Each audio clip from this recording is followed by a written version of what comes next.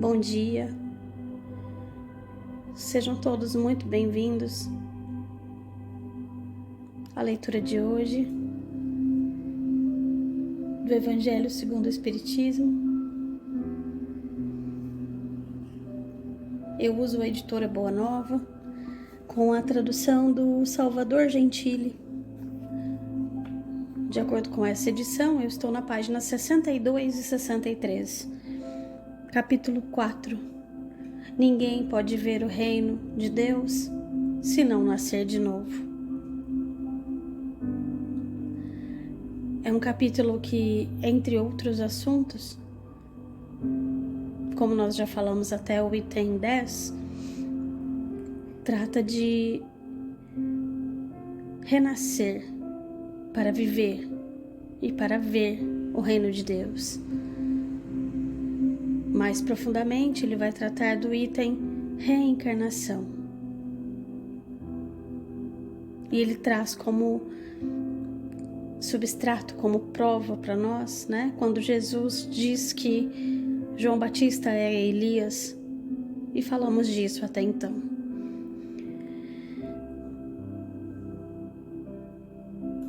Este é o canal Florescência. Você encontra este canal por meio deste vídeo, obviamente, mas também pelo @Florescência987 no YouTube. Eu estou também no TikTok. Meu nome é Daniela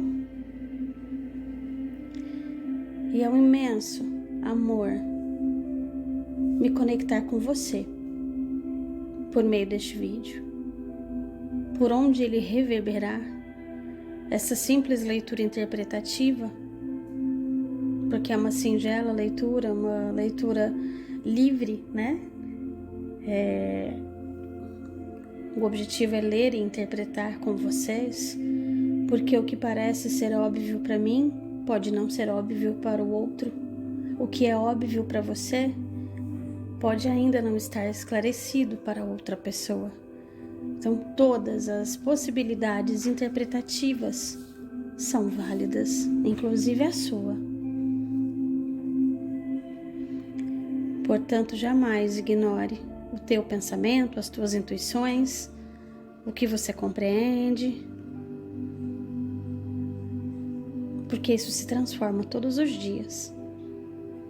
E eu aqui aprendo com você também. Portanto, você também é parte da interpretação deste dia.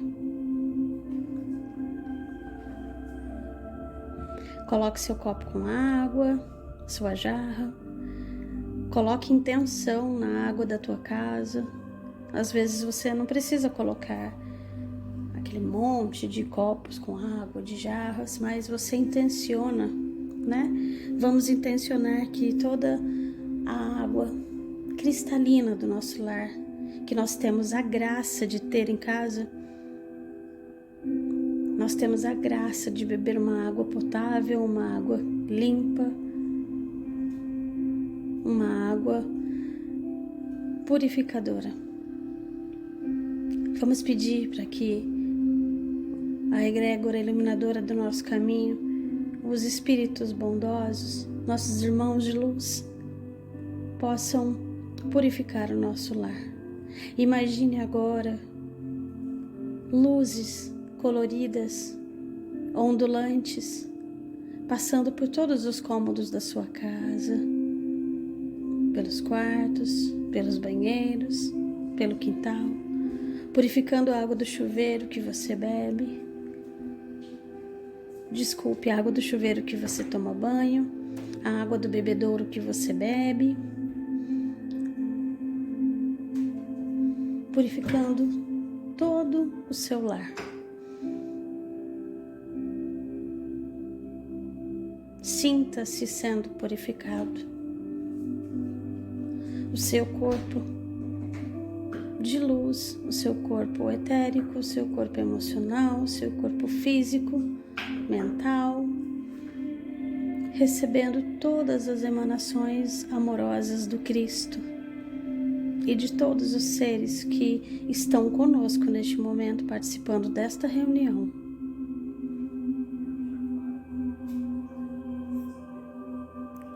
apenas sinta a vibração.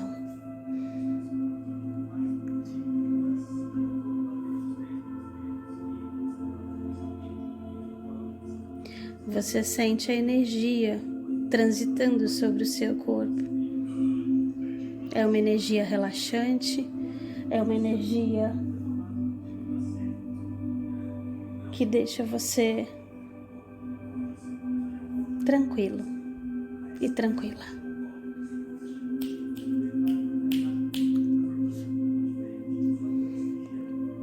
Vamos agora fazer a leitura do item 11.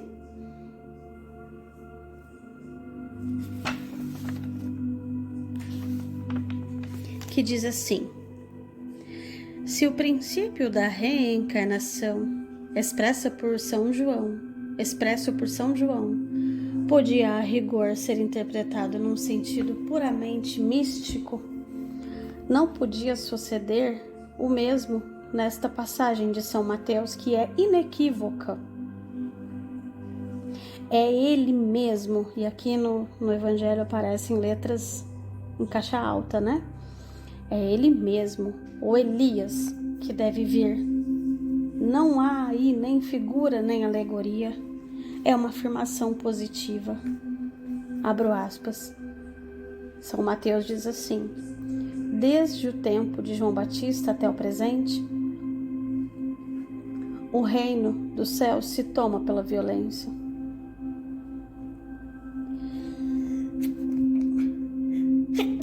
Desculpe. O que significam essas palavras, uma vez que João Batista vivia naquele momento? Jesus as explica dizendo, abro aspas, se quereis compreender o que vos disse, é ele mesmo, o Elias, que deve vir. Ora, João não sendo outro senão Elias, Jesus faz alusão ao tempo em que João vivia sob o nome de Elias. Abro aspas novamente. Até o presente, o reino dos céus é tomado pela violência. É uma outra alusão à violência da lei mosaica que ordenava o extermínio dos infiéis para ganhar a terra prometida, paraíso dos hebreus, enquanto que, segundo a nova lei, o céu se ganha pela caridade e pela doçura. Então vejam que nesses momentos que se cita João Batista, que se cita Elias e que estamos, entre aspas, batendo nessa tecla aqui no Evangelho, enfatizando essa ideia de que João Batista é Elias, não aleatoriamente, mas sim pela própria fala do Cristo. Então, são provas, são indícios da reencarnação, ditas pelo próprio Jesus. Então, são momentos, né, das Escrituras, momentos da história do Cristo, que nos mostra que Jesus fazia alusão de João Batista a Elias. Então, não é uma afirmação aleatória, vinda do nada, mas sim retirada da própria fala de Jesus. Depois ele ajunta: ouça quem tem ouvidos para ouvir. Estas palavras, tão frequentemente repetidas por Jesus, dizem claramente que todo mundo não estava em condições de compreender certas verdades. Já foi dito muitas vezes, né? Uma dúvida: por que Jesus, no tempo em que ele estava aqui, e no tempo em que tudo isso acontecia, por que ele não disse claramente para as pessoas toda essa ideia da reencarnação, a ideia dos espíritos, a ideia de que a Terra passaria por uma transição planetária e todas as outras coisas, né, que não foram reveladas naquele tempo? Já falamos algumas vezes e acabou de dizer aqui para nós, né? Ouça quem tem ouvidos para ouvir. Quem tem ouvidos para ouvir? Quem poderia entender naquela época, que eram poucos, né? Então, por que Jesus falava em parábolas? Porque não era para ser revelado tudo de uma vez, porque as pessoas não suportariam, né? Elas não compreenderiam. Então, foi preciso mais de uma vida. É preciso várias reencarnações para que possamos entender as ideias do Cristo e entender de fato tudo o que acontece com a nossa alma, com a vida de Jesus, com essa transição linda planetária que está acontecendo e tudo mais. Item 12 do capítulo 4. Aqueles do vosso povo que se tenham feito morrer, viverão de novo. Aqueles que estavam mortos em meu meio, ressuscitarão. Despertai do vosso sono e cantai os louvores de Deus, vós que habitais na poeira, porque o orvalho que cai sobre vós é um orvalho de luz, e porque arruinareis a terra e o reino dos gigantes. Isaías, versículos 26 a 19. Mais uma prova, né? Está até aqui em negrito. Viverão de novo, né? Aqueles que habitam na poeira é um orvalho de luz. Não acaba aí, né? A vida continua. Item 13, para finalizarmos nossa leitura de hoje. Essa passagem de Isaías também é bem explícita. Abro aspas. Aqueles do vosso povo que se tenham feito morrer viverão de novo. É explícito mesmo, está afirmando que vai viver de novo. Se o profeta pretendesse falar da vida espiritual, se quisesse dizer que aqueles que se tenham feito morrer não estavam mortos em espírito, ele teria dito: vivem ainda e não viverão de novo. Veja o uso do verbo, né, do verbo viver. Se ele quisesse se referir à vida espiritual porque a vida é eterna, ele simplesmente diria: eles vivem ainda, continuam vivendo, eles vivem, não morrem porque vivem ainda, estão em vida na vida espiritual. Mas ele usou o verbo no futuro. Aqueles que morrem viverão de novo no futuro. Portanto, quando reencarnarem. Então são indícios, são provas por meio do texto mesmo, por meio da linguagem, por meio do que foi dito, que Jesus falava da reencarnação. Não só Jesus, como Isaías, como Mateus, a afirmação de que João Batista era Elias e assim por diante. No sentido espiritual, essas palavras seriam um contrassenso, uma vez que implicariam uma interrupção na vida da alma. Seria um contrassenso, não seria possível dizer assim, quem morrer viverá de novo. Se ele estivesse falando da vida espiritual, usando o verbo no futuro, é como se tivesse uma interrupção entre uma vida e outra, né? Quando, na verdade, ele deveria afirmar que a vida continua simplesmente, né? Nesse sentido de regeneração moral, elas seriam a negação das penas eternas, uma vez que estabelecem em princípio que todos aqueles que estão mortos reviverão.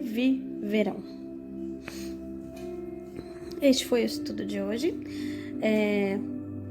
Então, esse capítulo 4, ele se dedica, por enquanto, né, a trazer algumas ideias no âmbito textual, no âmbito que aparece nas Escrituras, tanto das falas de Jesus e dos seus profetas e discípulos, quanto aqui no Evangelho segundo o Espiritismo, né, dizendo para nós que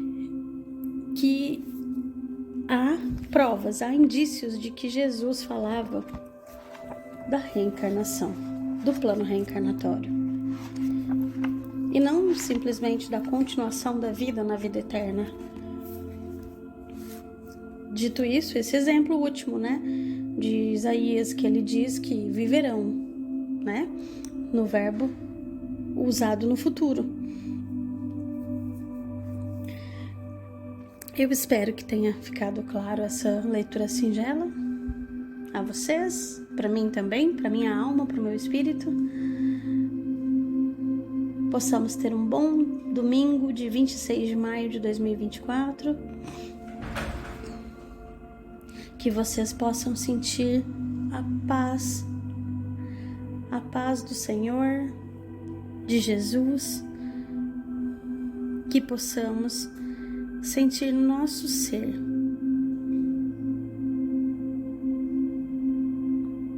as energias positivas fluindo, a paz no seu lar, nas relações que você tem, que a sua semana seja ótima, que tenha trabalho, mas que também tenha descanso, e que você tenha tempo para você, que você se olhe,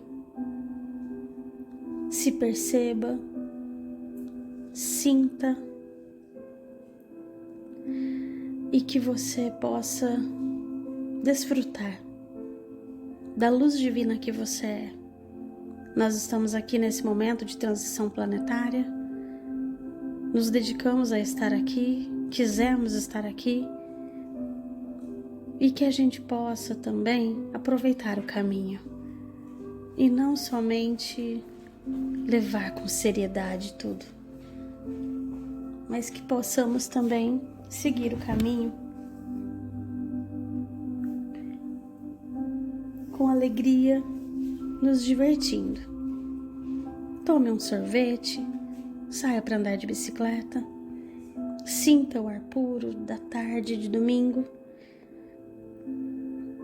sinta que amanhã é segunda-feira, uma segunda-feira talvez, a gente sempre brinca, uma segunda-feira penosa, mas coloque alegria nessa segunda-feira e vamos em frente. Um beijo no seu coração. Que a luz do Cristo esteja no seu coração e você seja o farol a iluminar a vida de outras pessoas. Assim é. Namastê.